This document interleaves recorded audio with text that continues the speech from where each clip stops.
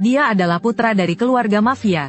Seharusnya dia mewarisi posisi ayahnya dan hidup nyaman tanpa beban. Namun, karena teman masa kecilnya mengatakan suka pria yang lembut, dia melepaskan statusnya sebagai putra seorang bos mafia. Selama 10 tahun, dia menjadi orang baik. Bahkan ketika diintimidasi di sekolah, dia tidak pernah melawan. Semuanya demi menjadi pria idaman gadis itu. Tapi gadis itu diam-diam bermesraan dengan preman sekolah, Shin Kyung-chul. Melihat pemandangan ini, Ji Won bagaikan tersambar petir. Saat kembali ke kelas, dia seperti kehilangan jiwanya. Dia bahkan tidak mendengar sapaan teman-temannya. Dia hanya menatap tajam gadis itu di depannya. Dia ingin mengirim pesan kepada gadis itu. Tetapi setelah mengetiknya, dia tidak berani mengirimnya. Saat bel berbunyi, Ji Won tidak tahan lagi. Dia bertanya pada Sujin apakah dia berpacaran dengan Shin Kyung-chul. Bukankah kau suka pria yang baik? Sujin menjawab, tidakkah menurutmu pria jahat itu keren?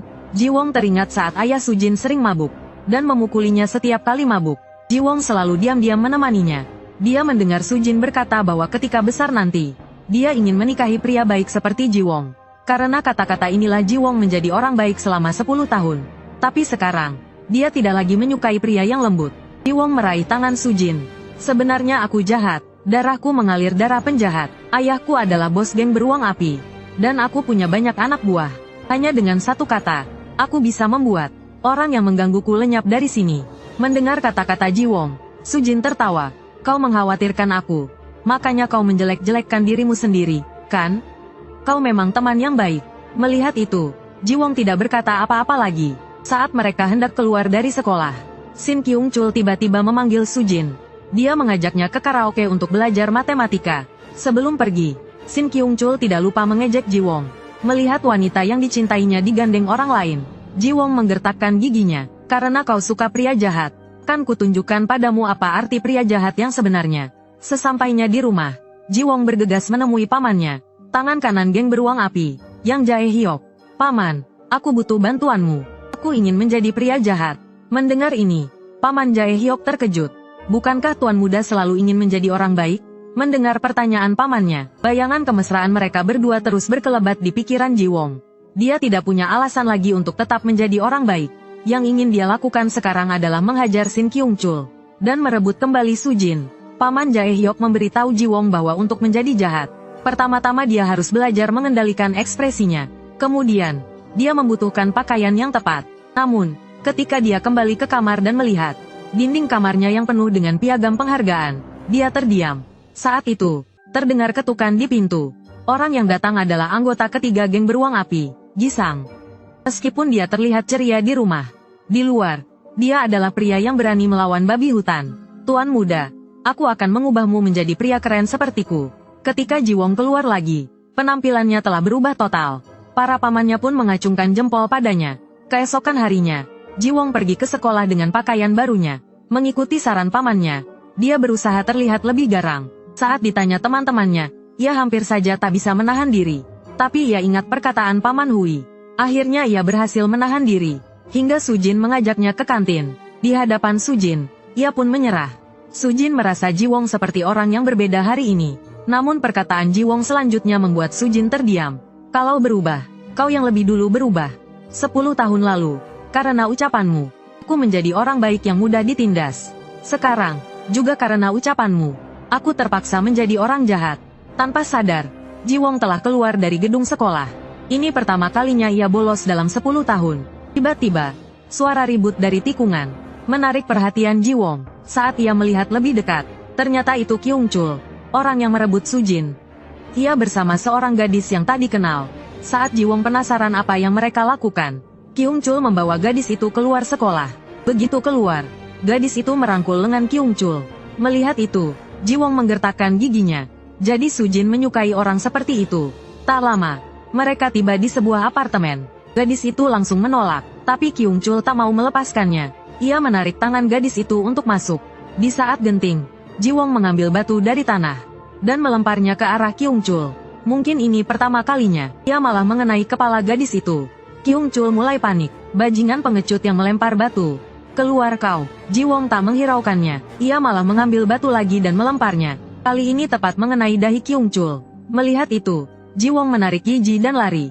Mereka berlari 10 km baru berhenti. Untuk menebus kesalahannya, Ji Wong membeli plester dan memberikannya pada Yiji. Tiba-tiba Kyung Chul menelepon.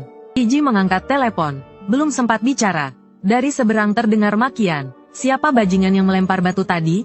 Masih pakai seragam sekolah kita pula. Ji Wong mengira Yiji akan melaporkannya. Tapi Yiji malah membalas memaki. Setelah memaki, ia menutup telepon. Ji Wong pun mengacungkan jempolnya. Dalam suasana tegang itu, mereka menjalani kencan pertama mereka. Sekembalinya di sekolah, ia diberitahu teman-temannya bahwa ia ketahuan bolos oleh wali kelasnya, dan disuruh ke ruang guru. Melihat aksesorisnya yang berlebihan, Ji Wong memutuskan untuk melepasnya dulu. Saat melepas cincin, ia menyadari cincin naga birunya hilang. Ia mencari ke seluruh tubuhnya tapi tak menemukannya. Ia pun panik, karena itu hadiah dari Paman Kisang agar ia menjadi jahat. Cincin itu juga pemberian ayahnya kepada Kisang saat muda. Cincin itu sangat berharga dan Ji Wong diminta untuk menjaganya. Dan saat Kisang meninggal nanti, cincin itu harus dikembalikan padanya. Tanpa sepengetahuannya, cincin itu terjatuh saat ia melempar batu tadi, dan ditemukan oleh Kyung Chul. Ji Wong mengira cincinnya jatuh di kelas. Ia pun bergegas kembali ke mejanya untuk mencari. Saat dia melihat sekeliling, Shin Kyung Chul menendangnya dari belakang hingga terjatuh, lalu menghajarnya habis-habisan. Melihat Ji Wong terkapar di tanah, Shin Kyung Chul mengusap dagunya. Saat dia mengepalkan tangannya, siap untuk memukul lagi, Li Yeji muncul di ambang pintu. Aku yang memukulmu, kau bukan laki-laki kalau melampiaskan amarahmu pada orang yang tidak bersalah. Melihat itu, Shin Kyung Chul langsung mencengkeram kerah baju Li Yeji dan hendak memukulnya. Saat itu, Li Yeji teringat seseorang yang ditakuti Shin Kyung Chul. Song Jong Seok yang memukulmu. Kau berani hajar dia saja. Mendengar nama Song Jong Seok, Shin Kyung Chul gemetar ketakutan. Wajahnya berkeringat dingin. Tapi di depan seluruh kelas, dia harus berani. Kalau tidak bagaimana dia bisa jadi bos? Dia berjalan ke arah Song Jong Seok dan memanggilnya beberapa kali. Tidak ada reaksi. Shin Kyung Chul malah menendang meja Song Jong Seok. Dia juga mencengkeram kerah bajunya, memprovokasinya. Song Jong Seok tidak tinggal diam. Dia membalas dengan tangan besinya. Hanya dengan sedikit tenaga, Shin Kyung Chul gemetar kesakitan. Dia berusaha melepaskan tangan Song Jong Seok. Rasa sakit di lengannya membuatnya mengertakkan gigi. Sebelum pergi, dia meninggalkan ancaman. Tunggu saja kau. Lalu dia menghampiri Kang Ji Wong, mencengkeram kepalanya. Postur anak itu mirip si pecundang ini. Tapi si pecundang ini tidak punya nyali seperti itu. Tindakan ini membuat Kang Ji Wong melihat cincin naga biru di tangan Shin Kyung Chul. Bagaimana aku menjelaskan ini pada Paman Kisang? Saat dia terlatih-tatih memasuki rumah, para paman membungkuk menyambutnya. Tapi sedetik kemudian, mereka terkejut karena melihat tubuh Ji Wong penuh luka dan jejak kaki. Paman Skar berkata, ini penghinaan terhadap geng beruang api. Ambil senjata, kita serang. Begitu kata-kata itu terucap, para paman langsung bersiap. Keributan itu terdengar oleh Paman Kisang. Saat mendengar Paman Skar mengatakan Ji Wong diintimidasi, urat di kepalanya langsung menonjol. Saat para paman hendak keluar untuk membalaskan dendam Ji Wong, Paman Hui segera menghentikan mereka. Tuan muda adalah calon pemimpin geng kita. Kita tidak boleh ikut campur dalam perkelahian pertamanya. Mendengar itu, mereka semua meletakkan senjata mereka, dan membungkuk meminta maaf pada Paman Hui. Lalu, Paman Hui meminta semua orang berkumpul di ruang rapat. Ji Wong tertegun melihat para paman duduk rapi. Dia terdiam. Dia berpikir, aku hanya dipukuli. Tidak perlu sampai seperti ini. Tuan muda, apakah Anda yang memulai perkelahian hari ini? Semua orang menatapnya dengan penuh harap. Mereka kecewa, tapi aku melempar batu ke kepalanya. Mereka kembali bersemangat, tapi Paman Hui tampaknya tidak senang. Tuan muda, preman harus dihadapi dengan tinju, bukan senjata. Anda dipukuli hari ini karena tidak bisa berkelahi. Tapi darah pemimpin geng beruang api mengalir di dalam diri Anda. Dengan sedikit latihan, dia pasti akan menjadi lebih kuat. Prasyarat latihan adalah membiasakan Ji Wong untuk menang. Kata-kata Paman Kosuk selanjutnya membuat Ji Wong tercengang. Tuan muda, untuk memulai latihan, Anda harus memukul seseorang yang lebih lemah dari Anda. Bagi Ji Wong, yang telah bersikap baik selama 10 tahun, ini bukanlah hal yang mudah. Melihat Ji Wong yang malu, Paman Gisang menghiburnya. Tuan muda, Anda harus terbiasa memukul orang yang lebih lemah dari Anda. Kami juga melalui hal yang sama. Saat itu, Paman Kosuk menambahkan, Tuan muda, Gisang benar. Kami percaya pada Anda. Semua orang menyemangatinya. Keesokan harinya, saat Ji Wong bersiap untuk sekolah, tiba-tiba Paman Gisang memanggilnya. Tuan muda, Anda harus memasukkan kemeja ke dalam celana. Setelah merapikan pakaiannya, Ji Wong bergegas keluar. Tanpa diduga, Sesampainya di sekolah, dia dipanggil oleh wali kelas ke ruang guru. Pamannya dijuluki Madong Seok dari negara Ha. Siapapun di tangannya seperti semut kecil. Bekas luka di antara alisnya adalah bukti pertarungannya dengan babi hutan. Siapapun yang memprovokasinya akan disingkirkan oleh tangan besinya. Tapi hari ini Jiwong harus membawanya ke sekolah. Karena wali kelas ingin memanggil ayah Jiwong. Jiwong takut ayahnya akan menggantikan posisi wali kelas.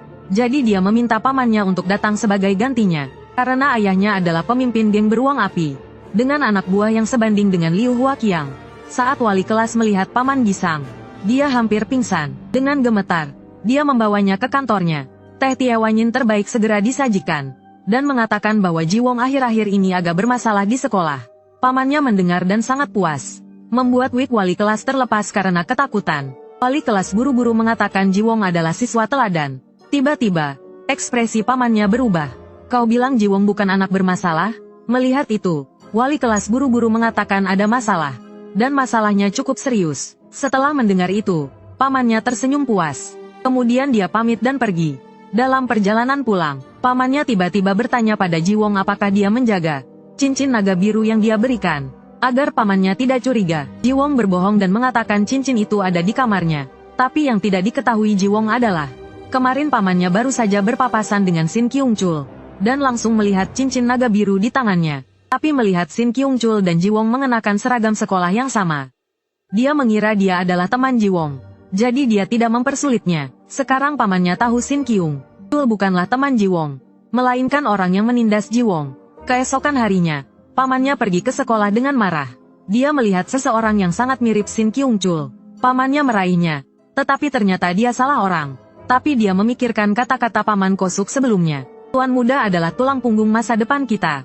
Jangan ikut campur dalam urusan kecil. Lalu dia pergi. Di sisi lain, Shin Kyung-chul sedang memamerkan cincin naga biru yang dia temukan kepada dua anak buahnya. Si rambut pirang mengatakan benda itu kira-kira harganya 2 juta won. Dan dia bisa membantu Shin Kyung-chul menjualnya.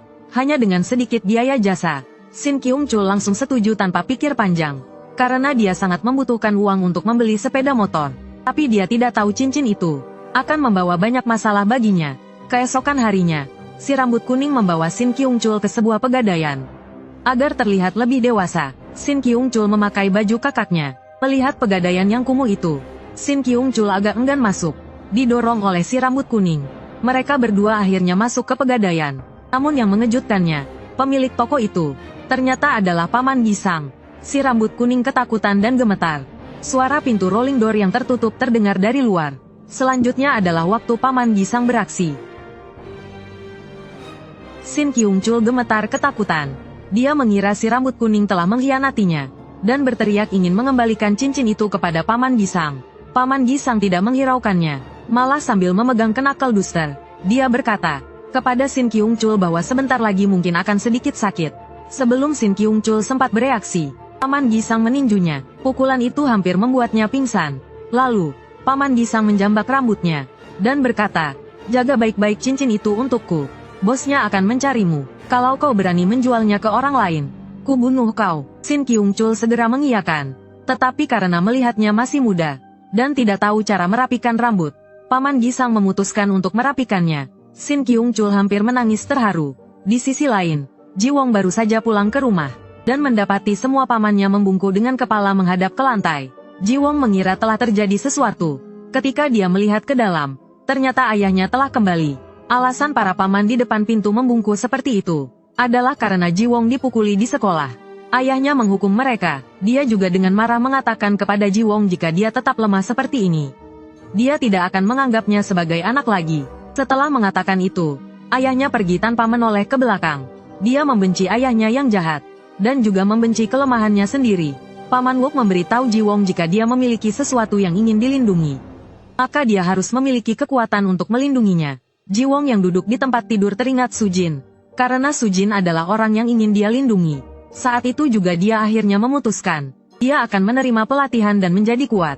Para paman merasa senang mendengarnya. Paman Wok menyerahkan pelatihan khusus kepada paman Gisang. Dalam perjalanan ke tempat latihan, paman Gisang sekali lagi menanyakan tentang cincin naga biru. Kali ini Jiwong tidak berbohong. Dia mengatakan bahwa dia secara tidak sengaja menghilangkannya dan ditemukan oleh Shin Kyung-chul. Paman Gisang mengatakan dia bisa membantu mengambilnya kembali, jika Tuan Muda mengizinkan. Meskipun sebelumnya Ji Wong sangat ingin pamannya menghajar Sin Kyung Chul untuknya. Mendengar hal ini, Paman Gisang terharu dan memeluk Ji Wong. Tuan Muda, akhirnya kau sudah dewasa. Selanjutnya adalah latihan dasar 3 item. Item DY. D angkat beban. Tes kedua. Bench press tanpa beban. Tapi, Ji Xiong bahkan tak bisa mengangkat bar kosong. Hal ini membuat Paman Gisang sedikit kesulitan. Z tes terakhir. Deadlift. Saat ini, Paman Gisang sudah tidak memiliki harapan apapun pada Ji Xiong. Namun, detik berikutnya, Ji Xiong menyelesaikannya dengan mudah. Melihat hal ini, Paman Gisang menambahkan beberapa beban untuk Ji Xiong. Tanpa diduga, Ji Xiong tetap menyelesaikannya dengan mudah. Ji Xiong berkata ini sangat mudah, dan dia bisa menambah beban lagi. Hal ini membuat Paman Gisang terdiam. Mungkinkah Tuan Muda? Kemudian, dia mengajak Ji Xiong untuk adu panco.